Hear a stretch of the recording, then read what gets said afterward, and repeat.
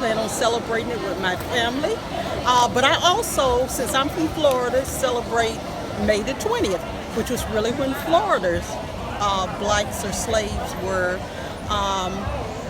given the emancipation. So I celebrate the national, which is June 19th, and I also celebrate May 20th, which was Florida. Just we as a family, me, my sister, some friends get together, discuss it, eat good food, laugh a lot, talk about the future, talk about what's currently going on in the world, the George Floyd, the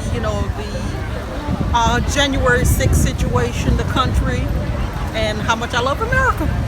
Because 4th of July is independence for our country, but I think this is a specific day for us. Like, this is really special for us because this is, it's just specific to our history and knowing that we got our own independence separate from everyone else in this country. And so we recognize it differently. It's very special.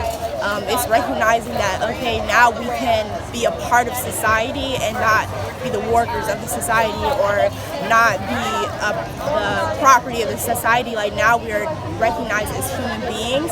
And so I just really love that holiday for us as a time to kind of reflect and a time to plan on what to do next and how can we establish like more equality. And so, I think being a military veteran, I look for Memorial Day first, and then on Juneteenth, a little bit of celebration. There'll be a lot of cooking. Again, being from New Orleans, that's what we do is cook.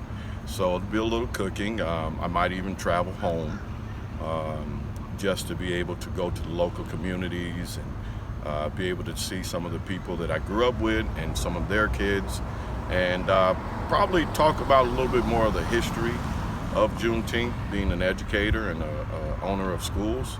I think that's important too, because I think a lot of our kids don't get the history of Juneteenth. When we have family reunions, we get together, we see one another that we haven't seen in a long time. But I think when we did the Juneteenth, it really gave us an opportunity to get down to the history of where we came from and where everyone was from and how everything got started, and I really enjoyed that. And it was a history lesson. Yeah, the two slaves that were separated in St. Augustine, one going north and one staying in Florida, to be able to talk about that and then talk about what we're doing now. It's awesome. Two brothers were slaves, and they came in St. Augustine, and then they were separated at the slavery block. So. That date has really become pretty important, just like May 25th was a milestone.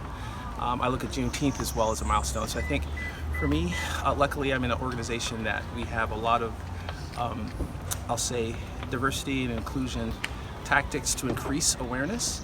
And that's something that I do not only from a professional side, but also with my children and my family as well, and friends, having engaging conversations.